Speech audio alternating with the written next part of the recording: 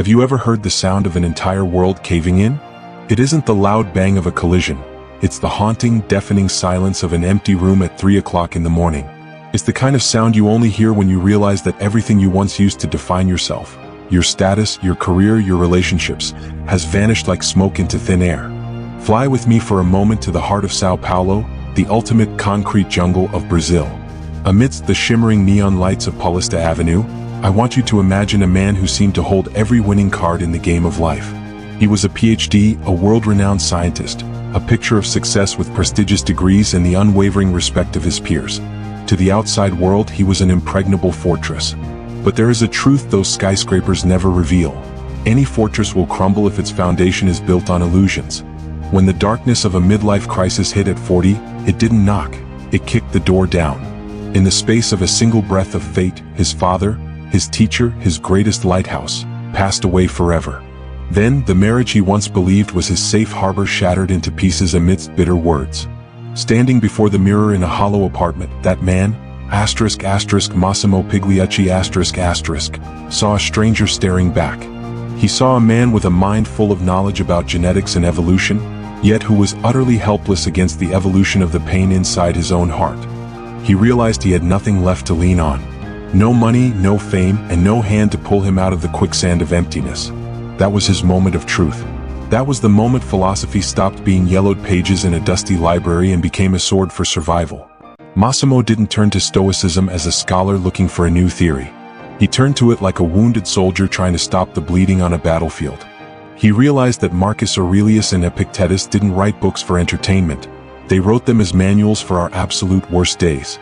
They teach us that when the storm sweeps away everything you own, the only thing left standing is your character. Massimo's story is our story. Here in Brazil, we have a powerful spirit, but we often let our emotions carry us away like the violent waves of the Atlantic. We break easily when reality refuses to go our way. But Stoicism doesn't teach you to be a cold, unfeeling stone. It teaches you to be a lighthouse, standing firm amidst the crashing surf, letting the waves break against your feet while the light at your peak burns bright, unyielding and guiding the way. The message here is clear, and it carries a profound mystery. Do not fear the ashes of your life, because it is from those very ashes, if you know how to use the ethics of virtue as your catalyst, that you will be reborn. Not as the old, fragile version of yourself, but as something invictus, unconquered, free, and the true master of your own destiny. Philosophy isn't found in the words you speak. It's found in the way you keep walking when your feet are bleeding. Are you ready to write your next chapter? Think of a marble statue, stark white, cold, and utterly lifeless, standing alone in a sun-soaked plaza. That is exactly how the world misinterprets us, those of us who walk the path of Stoicism. They say we are cold-blooded, stone-hearted beings who have severed every tie to human emotion. But let me tell you, that is a dangerously misleading lie. Especially here in Brazil, where our hearts beat to the feverish rhythm of samba, where we love until it burns and cry until our tears run dry, becoming a stone is not the goal. Our mission is to become a pristine filter. Dive with me into the steep, winding alleys of Rio de Janeiro, where the heat rising from the asphalt tangles with the salt of the Atlantic Ocean. Inside a small home tucked against the hillside, a mother holds her child tight. Her love is as visceral as the blood in her veins, an unconditional love that no philosophy on earth could ever extinguish. That mother is a Stoic, but that doesn't mean she looks at her child with hollow eyes. Watch her in the moment that child accidentally shatters a family heirloom or comes home with a failing grade. Instead of letting toxic rage erupt like a wildfire, a fire that would only incinerate the child's confidence, she pauses. She takes a single, mysterious breath. In that heartbeat, a miracle of the mind occurs. She is filtering. She chooses to discard what Massimo Pigliucci calls destructive emotions, the emotional garbage. She flings away the pointless anger, the kind that breaks a relationship without ever fixing the broken object. She sweeps aside the unfounded fear of the future, those dark scripts that whisper her child will fail at life because of one mistake. When the black clouds of fear and resentment are cleared away, what remains? It is a love in its purest form, a warm, radiant joy and a razor-sharp sense of justice. She teaches her child about responsibility not through screams, but through the profound stillness of someone who understands the laws of the universe. This is the great secret of Stoicism. We don't destroy our emotions, we upgrade them. The heart of a Stoic is like a meticulously tended garden. We don't rip out every flower, we only pull the weeds. Envy, resentment, and paralyzing anxiety, these are the weeds sucking the life out of you. When you clear them out, you don't become empty. On the contrary, you create a vast, open space where empathy, compassion, and true happiness can finally take root. In Brazil, we don't teach each other how to stop feeling. We teach each other how to feel more deeply about the things that actually matter. Do not be that lifeless stone statue in the plaza.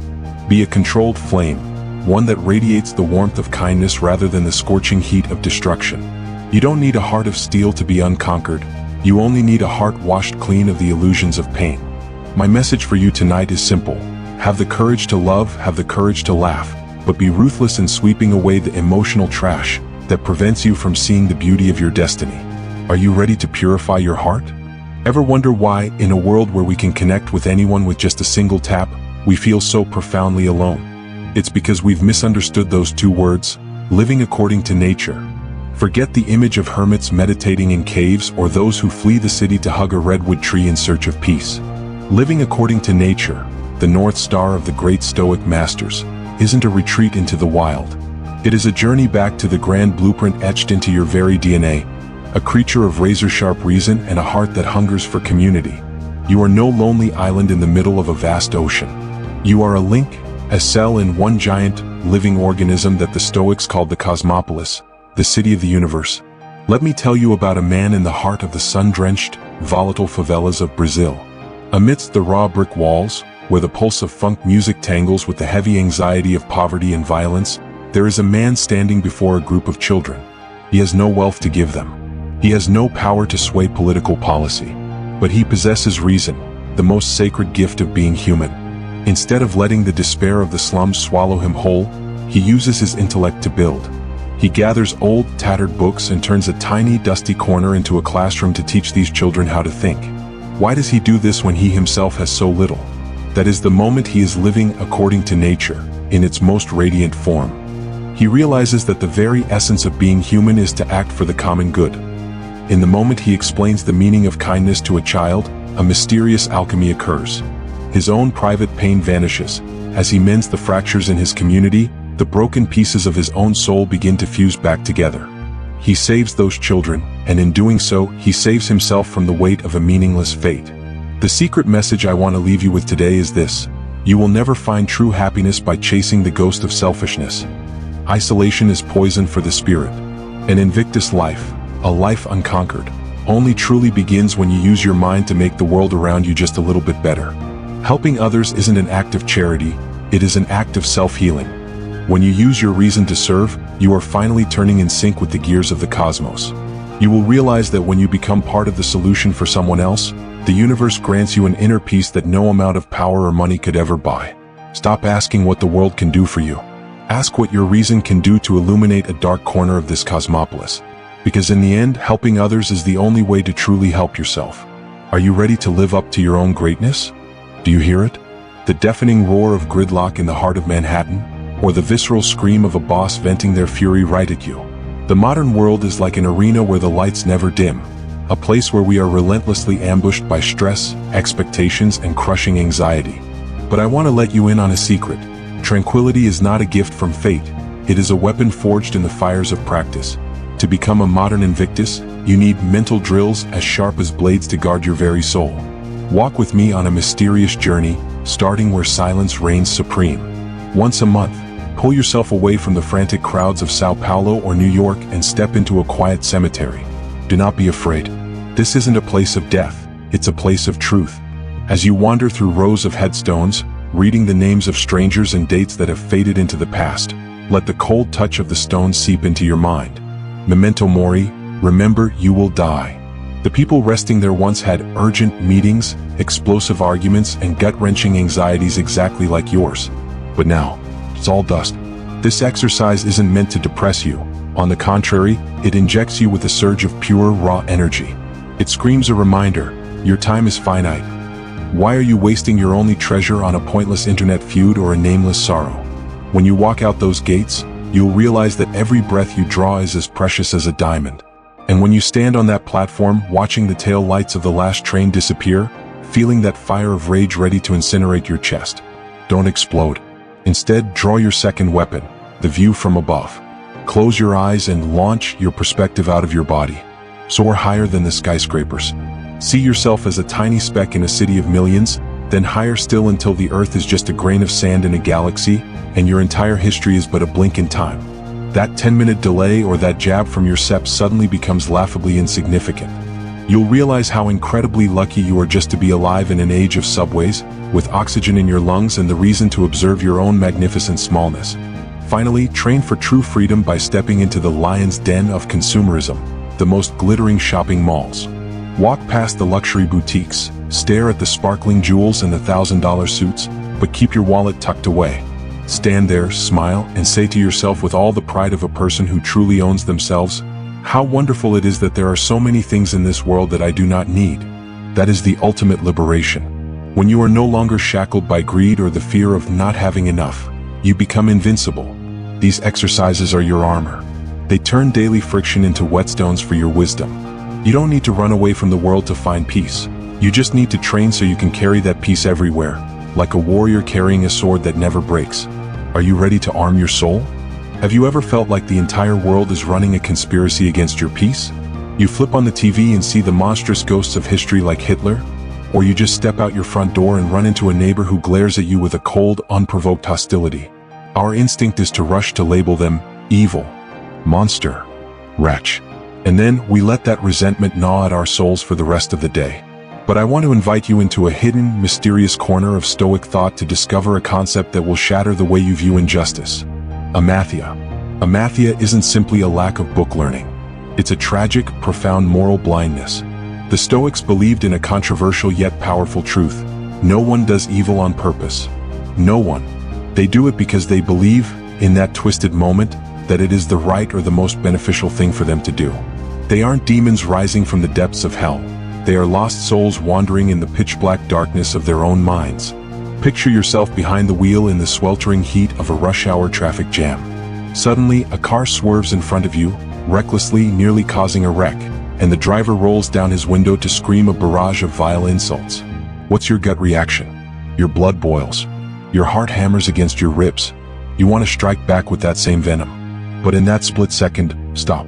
Look deep into the bloodshot, rage-filled eyes of that person. What do you see? An evil man? No. See someone trapped in the eye of a hurricane called Amathia. That man is like a blind person trying to sprint through a crowded intersection.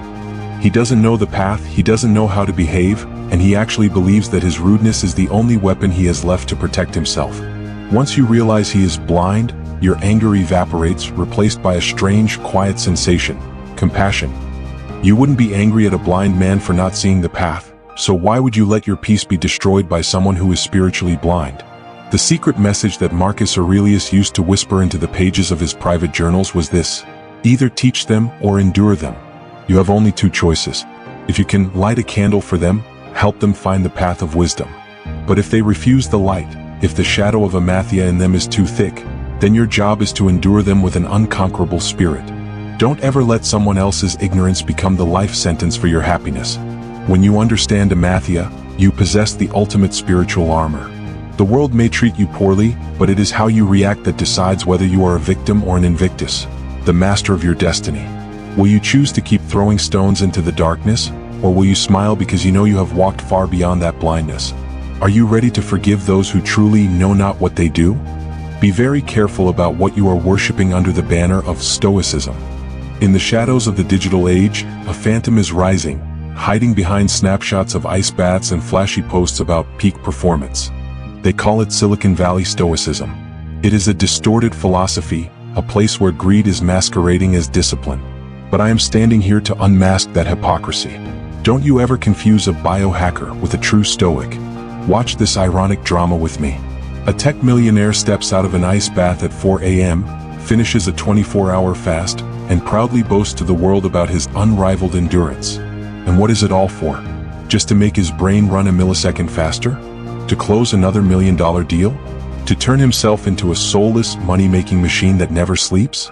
But the moment he walks into his office, he looks at his exhausted employees with eyes as cold as the ice he just left. He sees them as nothing more than rows on a spreadsheet, tools to feed his massive ego. That is not Stoicism. That is mechanical coldness. That is a soulless stoicism with a dollar sign. Now, let your heart lead you to a different scene, a gritty street corner in Brazil. There, you'll find a worker who has just finished a grueling 12-hour shift. He doesn't know anything about expensive ice baths or high-tech sleep tracking apps. But as he walks past a homeless man shivering from hunger, he stops. He breaks his only loaf of bread, his own dinner, and shares it with a warm, genuine smile. He does this because he understands a secret that the millionaire will never touch. The true value of a human being is found in how they treat their fellow man, not in the balance of their bank account. That worker? He is the truly unconquered Stoic. He knows that money, fame, and comfort are merely preferred indifference, tools borrowed from fate, not the essence of happiness itself. The ancient masters left us a hidden message. If your ultimate goal is simply wealth and power, you have officially strayed from the path of virtue. Stoicism doesn't teach you how to be richer than everyone else. It teaches you how to be more human. We don't train our endurance just to show off our strength. We train so that when the world falls apart, we are steady enough to protect and serve humanity, to serve the cosmopolis. So what is your goal? Do you want to be a cold, high-performance machine? Or a warrior for compassion and justice? Remember this. On the very last day of your life, the universe isn't going to ask you how much money you made or how many hours you went without food. The universe is going to ask, how many lives did you illuminate with your wisdom and your heart? Are you ready to walk away from this trend stoicism and begin the journey of true service? Because right there, in that choice, is where freedom and the true Invictus spirit begin. Do you know the most dangerous moment of your entire day? It's that split second when you lay your head on the pillow, darkness closes in, and your mind turns into a theater of regret and anxiety. Most of the world out there is drowning in the ghostly blue light of a smartphone, desperately trying to fill the void in their souls with digital junk before collapsing into a fitful sleep. But for a warrior of modern Invictus, that moment is a sacred ritual, a mysterious dialogue with your most unflinching yet compassionate judge, yourself. Picture your room right now. Your phone has been tossed aside, completely silent. There is only you, the soft glow of a dim lamp, and an old notebook. This isn't the time for flowery dream journaling. This is the moment you step into the court of Seneca. The most powerful philosopher of ancient Rome taught us that to master your destiny, you must dare to look your own soul in the eye every single night. When the world falls silent, let your pen answer 3 questions that have the power to alter your fate. The first question demands an honesty that is almost painful. What did I do wrong today? Remember, a Stoic doesn't record mistakes to self-flagellate or wallow in guilt. We are performing psychological surgery. Did you lose your cool with a colleague? Did you let laziness win over your will? Write it down like a scientist observing a specimen. We accept these failures as part of our evolution, understanding that every scar earned today is a lesson in wisdom for tomorrow. The second question brings the warmth of pride. What did I do well? In a world that is constantly tearing you down, you must be the first person to smile at yourself. Maybe it was just staying calm in a traffic jam, or maybe you finally had the courage to speak the truth. Record those tiny victories. They are the bricks that build your inner fortress. And the final question, the question of a general preparing for a massive battle. What will I do differently tomorrow? This is the moment you map out the strategy for your Invictus self. If that situation repeats itself, will you act like a master or a slave to your emotions? You are literally programming your brain in the dark. The final message I want to etch into your heart is this. Stoicism is not a magic wand that will make you win the lottery or become a millionaire overnight. It is a survival weapon. It might not make your wallet heavier today, but I promise you, it will make your spine straighter, your heart kinder, and your soul unconquered, Invictus, against every storm life throws your way. When you close that notebook and shut your eyes, you aren't just going to sleep. You are preparing to be reborn. Are you ready to become the master of your own destiny? Let tonight be the beginning of the rise of a true warrior.